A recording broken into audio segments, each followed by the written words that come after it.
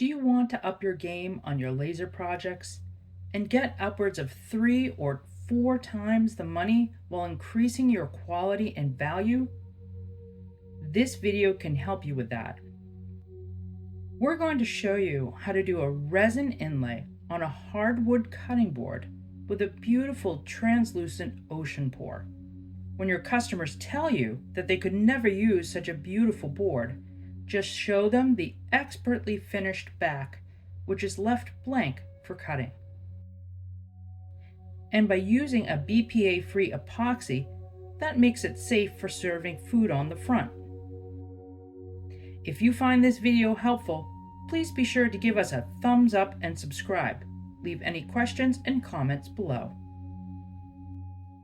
Taking the time to properly prep your wood is key to every successful woodworking project. Unlike bamboo, which is a grass, hardwood has grains and is very porous. We need to seal the wood very well to prevent any resin bleeding.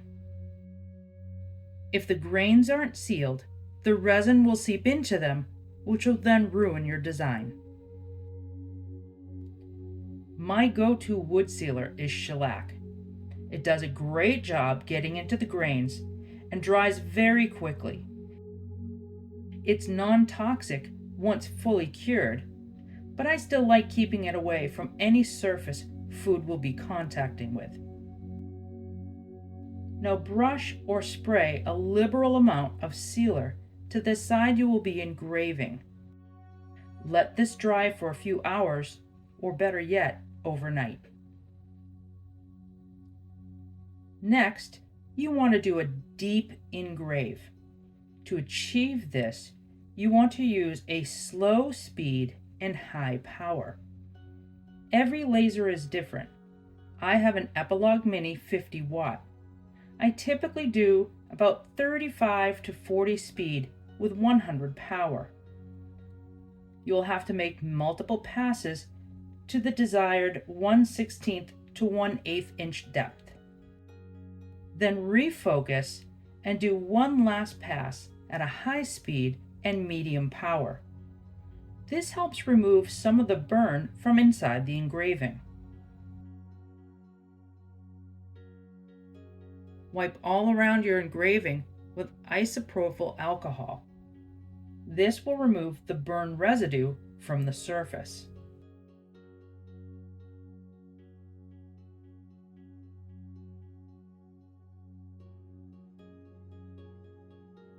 Once clean and dry, we sand somewhat smooth with 180 to 220 grit sandpaper.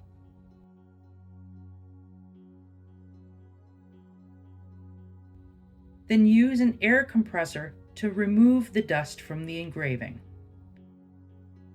If you don't have one, I'll show you an easy trick later in the video. Back to our finishing booth. Add a thin layer of your sealer to the whole surface, but don't let it flow over the edge. You can add masking tape again if you want.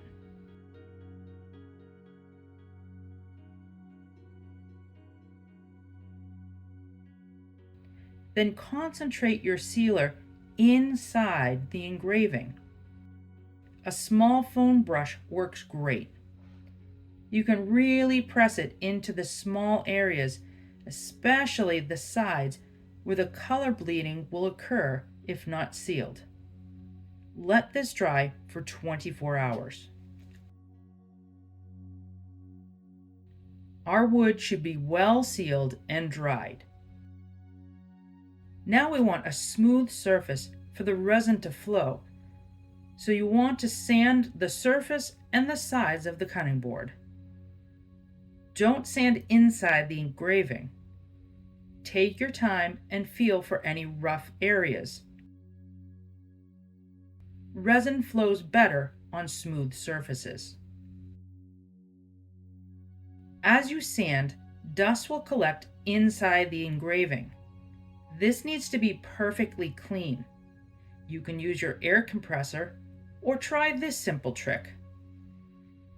I have some extra metal straws from tumblers I engraved. This works great, quick and easy. It's very important not to get resin on the back of your board. First, you don't want people cutting on resin. This could possibly leave little bits of resin in their food. Second, the resin will penetrate into the wood and can stain it. We're going to be adding a food-safe finish at the end, which will really help protect the wood. We're going for a high quality and high value product here. To avoid this, we're going to be using a good quality painter's tape. I use the 2-inch wide Scott's Sharp Line masking tape.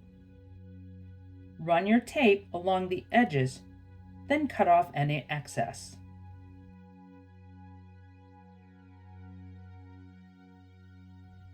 A utility knife works best around the routed and rounded edges.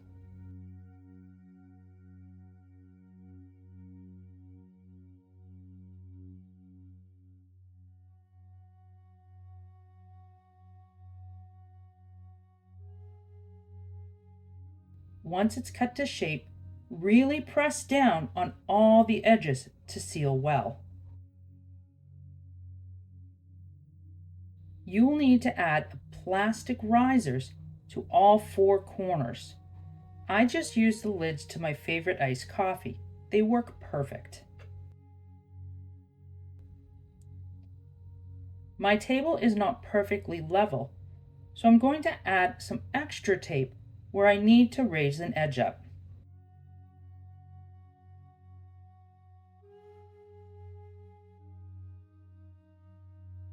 Use a bubble level to check the surface. Time to start the inlay.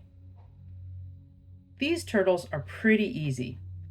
I'm going to start with a small amount of colored and mixed resin. If this is your first time using epoxy resin, check out the links in the description below to get you going.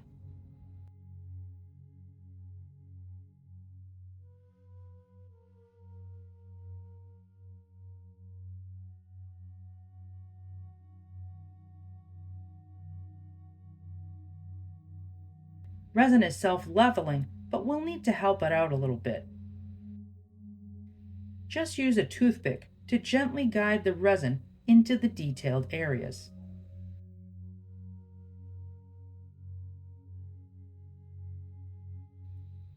If your design is more complicated, you may have to let some of the resin spread out on the wood surface and then sand it smooth later.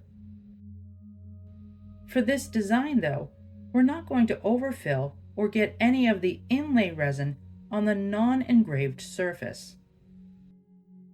This just makes the project that much easier. We will be doing an ocean pour, then a clear coat on the top, which fills in any of the gaps.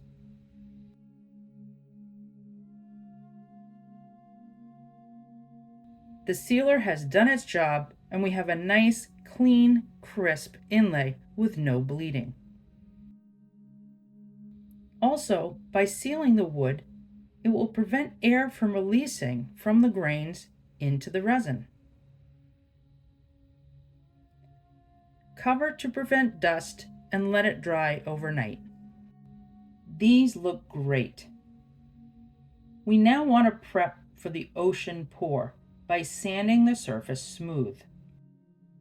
If any resin is above the engraving, we want to sand this flat with the surface. You can also sand off your finish from the surface as well.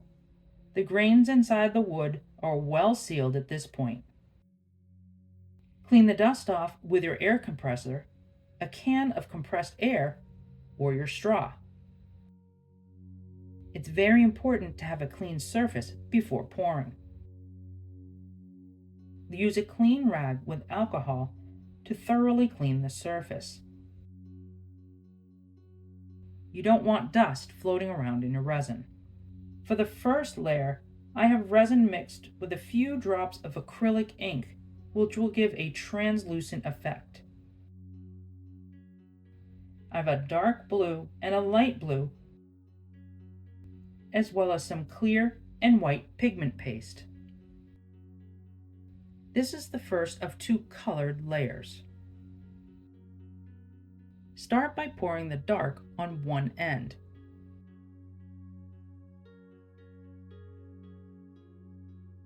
Make sure it flows over the sides too. I spread everything using a silicone spreading brush.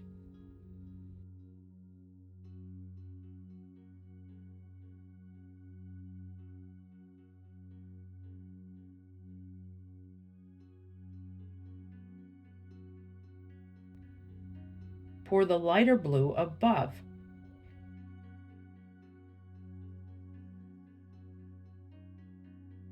Be sure to scrape all of the resin from your mixing cup.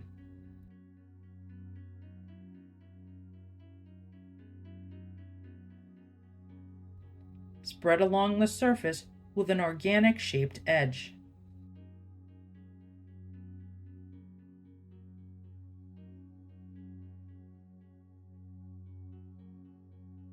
This thin translucent layer really lets you see the turtles and the wood grain beneath. Now add clear above the light blue as far up as you think your waves are rushing on what would be a sandy beach.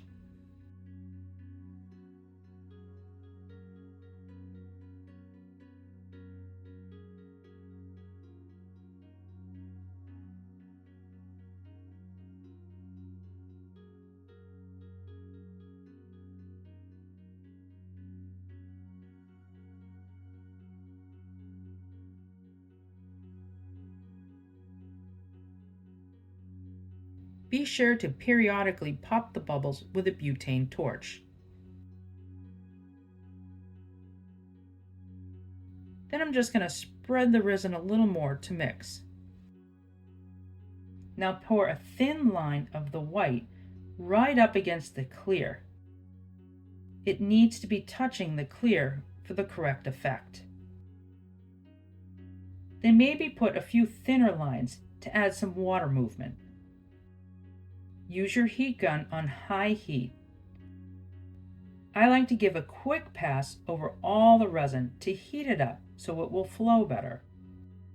Now start at the clear and white edge and gently blow the white over the clear resin, constantly moving the heat gun. This will produce a nice foamy wave edge. Do the same for each of the little white lines.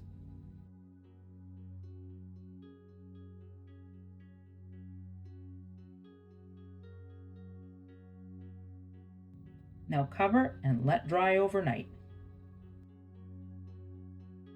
We're going to repeat that entire process.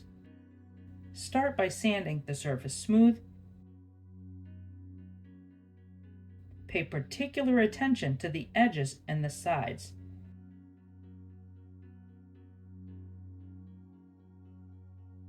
The dripping edge can leave some uneven areas.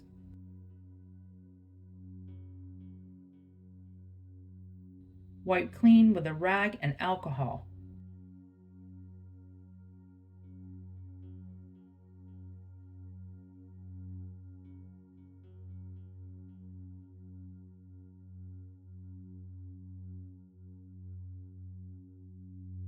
Be sure to clean your table area too, or that dust could blow back onto your surface.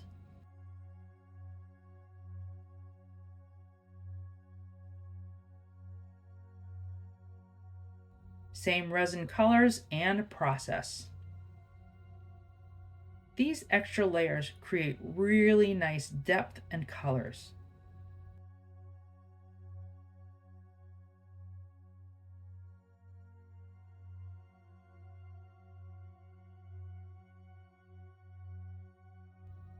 Look carefully and you can see the white waves beneath the translucent blue.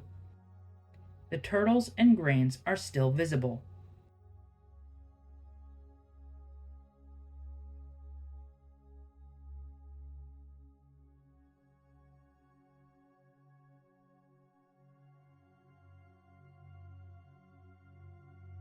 This is the lighter color blue, which indicates shallower water.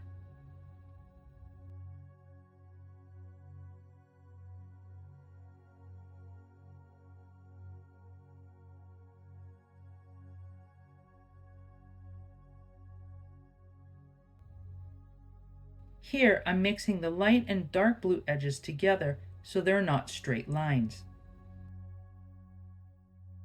This layer of clear is well below the first layer. This will give us a really nice second wave.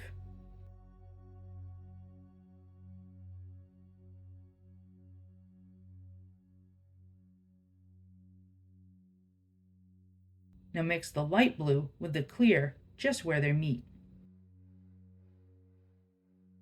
Add a thin layer of white along the clear top edge.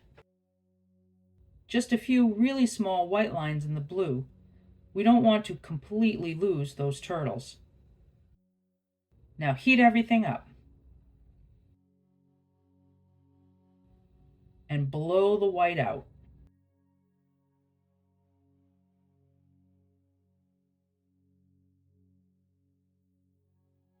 Add a small line of white along the water's edge to really define that wave. Pop bubbles with a torch and inspect for dust. Then cover and let dry overnight. Repeat the sanding and cleaning. You could do a third layer, but I'm happy with this.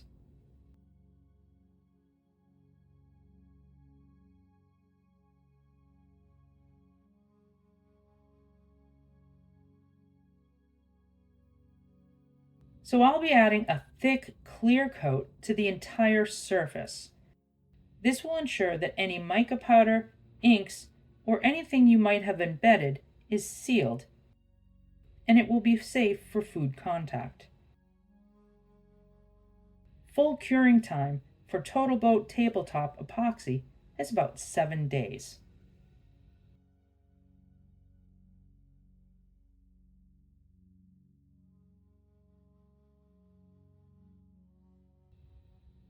Spread the clear coat well along the sides and edges.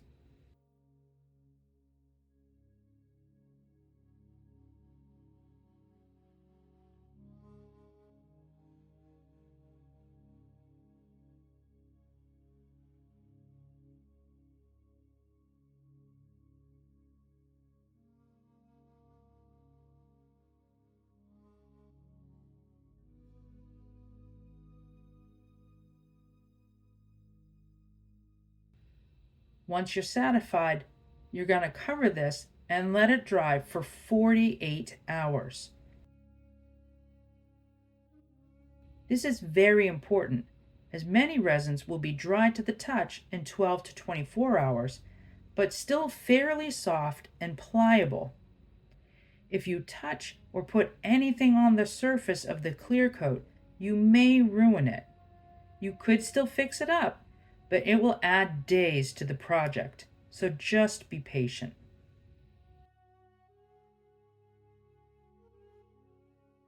Now our board is dry and set, and we're going to remove the masking tape and drips. Place a clean cloth rag on your table.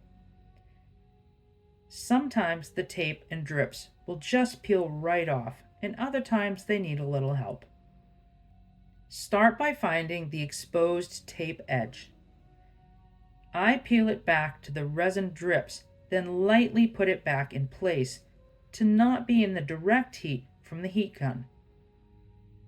It is just paper, and you'll be adding some brief but intense heat too, so be careful not to overheat and burn it. Now, on high heat and constantly moving back and forth, use your heat gun to gently heat up the resin right at the bottom edge.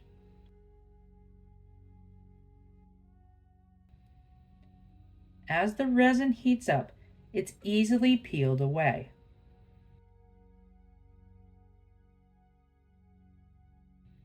An important safety warning though, you might want to wear work gloves, as this does get very hot and you could possibly burn your hands if you're not careful.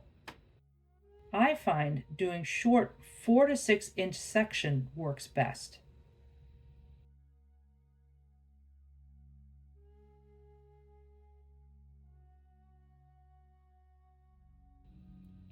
Also, this is where you might smell the most amount of fumes as you heat up the dry epoxy.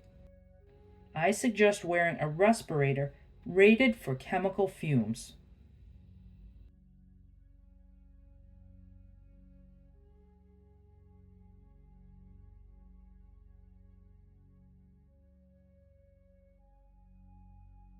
Once all the tape and drips are removed, let this completely cool down. I often have multiple cutting boards I'm working on at the same time, so generally I wait about an hour before sanding. Time to smooth out the edges and any resin that may have leaked under the tape. These edges are actually quite sharp here. We want to be sure we round them over. Take your sander and keep working just the very edge and not the entire side. Seeing and feeling that side really adds quality and uniqueness to your board. Time to finish and season the cutting side.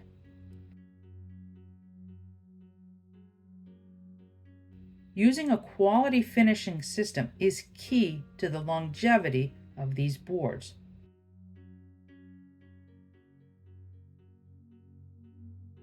So much so that I give a bottle of Bumbleshoot wood serum and all-in-one conditioner with each of these large cutting boards.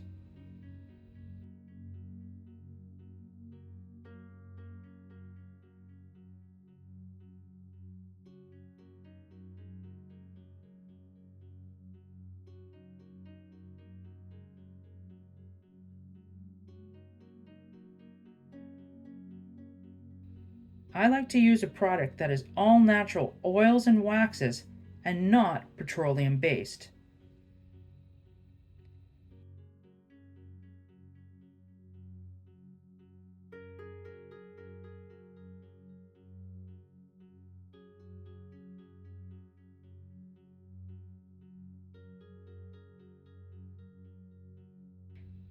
And here it is. Turtles and seahorses are my biggest sellers. This board combines a popular design with a beautiful ocean pour on a dual functioning charcuterie board. Use the wood side for cutting and the resin side for serving and as kitchen decor. I hope you found this video helpful. Leave any questions and comments below and I'll get back to you as soon as I can. Don't forget to give us a thumbs up and share with a friend. We'll see you next time.